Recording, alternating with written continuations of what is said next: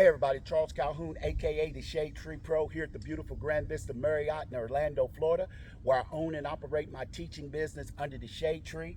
Hey, look, I got a treat for you today because I'm going to talk about some things from a historical perspective. And so, I'm always going to talk about the brothers because I am one, in a sense. And like I said, I'm always holding my brothers accountable. That's just how the game is. That's how life is. They hold me accountable. Anytime they question my work and challenge me, then that's holding me accountable to make sure that I got the answers. And I always got the answers to the things that I talk about. Now, I'm going to talk about something here today that, well, we look at it in comparison. Back in the day, we had plenty of bros that played out on the tour. I mean, that's when finances and everything was tough in comparison to today. So what changed? What was different? Well, I'm going to just give you a little bit of insight because this is also something that's a part of my entire Shadetree Pro system is I follow the history and I watch certain things and how history played out. Now, you hear the books talk about all the time about one of the most copied swings in itself was actually Ben Hogan, which Ben Hogan had told many people, you can't copy my swing, and that's just how it is. And it had a lot to do with the way that his club was because he never really fixed his swing or his hook per se. He just manipulated the clubs with the clothes hangers inside of the thing. I've held his clubs in his hand, so I'm not saying that from a place of ignorance. I'm saying that because I've experienced holding his clubs in my hand, and I know what they felt like. So, also with that, far as the tour, one of the most successful swings was Jack Nicklaus's because Jack was long, straight, and he was the best player, and many people copied it. So what Jack Nicklaus talked about was his foot action. And Jack talked about what Jack Grout did, grabbing his hair, and Jack rolled his ankle in this way, and then he rolled the ankle that way. You all see me talk about rolling it, moving this foot like this, which, hey, I'm telling you. But anyway, what that did, that allowed the guys, or Jack, to keep his body moving, to keep itself moving. Jack also said in that, he said is that the feet reacts to the moving of the body, which me, top down. Once I trigger it, the feet has to react to the moving of the body. If we get the feet moving so much as first, far as directional or whatever, we have a tendency to take the swing out of balance. So what happened? Why was the bros back in the day so successful in that regard and good swings? Well, because if you look back at a lot of them, they all paid attention to the best player, which was Jack Nicklaus, a lot of them. And a lot of them had that motion of rolling their ankles. And that's what they did. They followed Jack Nicklaus, in essence, and they felt that because a lot of people, even ones that they caddied for, a lot of these guys, because Jack Nicklaus got his feeling of that rolling the ankles in a sense was something that Bobby Jones did. Bobby Jones got that feeling of that was something that Stuart Maitland did. Stuart Maitland, being a Scottish teacher, he got that because there was a lot of the Scottish players back in the day that actually did that. Because why? Because it keeps the mobility of your body moving from one to the other. That's why you all hear me, and I said, man, I'm not trying to feel like I'm loading here and that, because loading is a stopping position in a sense, and we don't want to stop. What we want the body to be able to react. So if I feel like I'm rolling the ankles on that side and then rolling them on the other, then that keeps me going.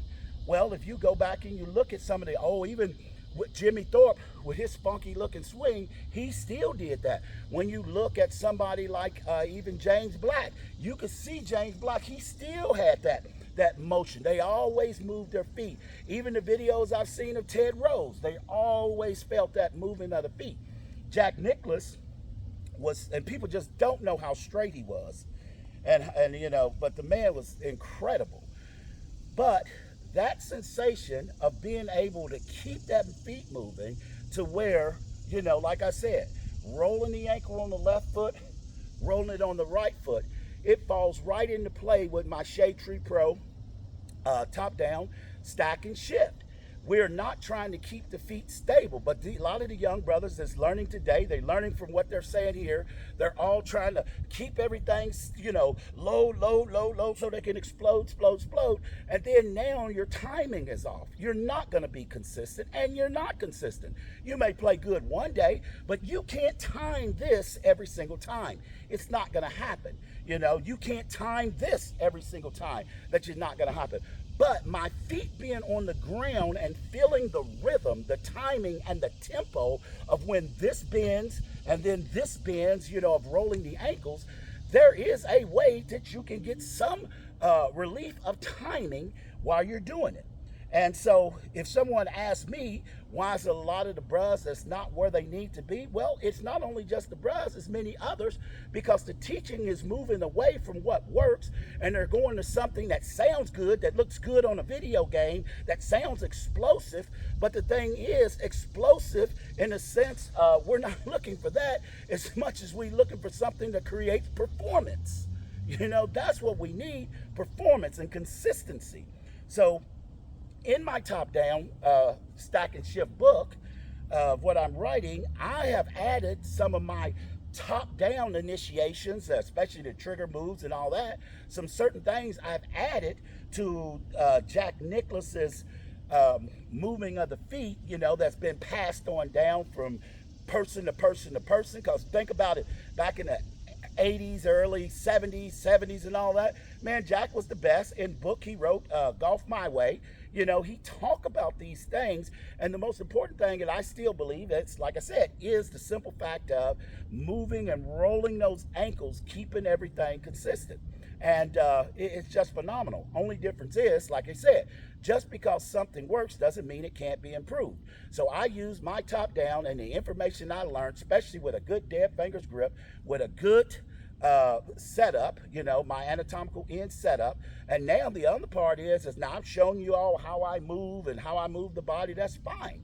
But you still got to get the wheels on the car. And my wheels on the car is just the same thing that was successful from the Tom Watsons to the Johnny Millers and all these people who copied the best player, which was Jack, and especially his foot action.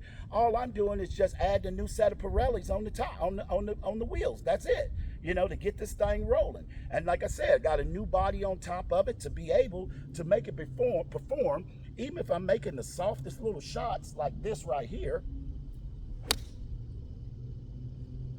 because I got control of the wheels. And then, as I said, when I trigger top down, then that makes the wheels perform in the manner in which they did. And like I said, I've got a few nice little connectors that really get that going. And as I said, I'm not trying to reinvent the wheel, but what I'm telling you is why the wheel is what it is. Hey, this is Charles Calhoun, aka the Shadetree Pro. Hey, I hope you like this video.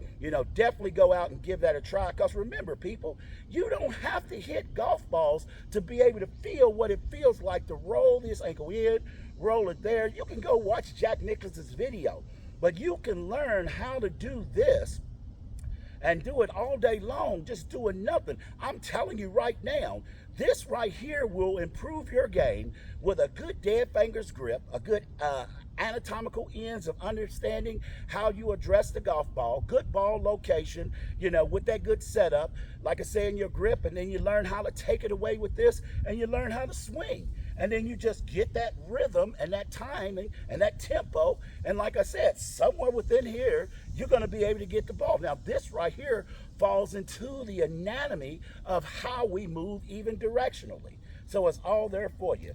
Just under the shade tree, like I said, I just make it just a little bit more understandable. And like I said, that book's coming out. We're still working on it, still cleaning it up. And every day, it just gets better and better. Charles Calhoun, a.k.a. the Shadetree Pro. Always good golfing.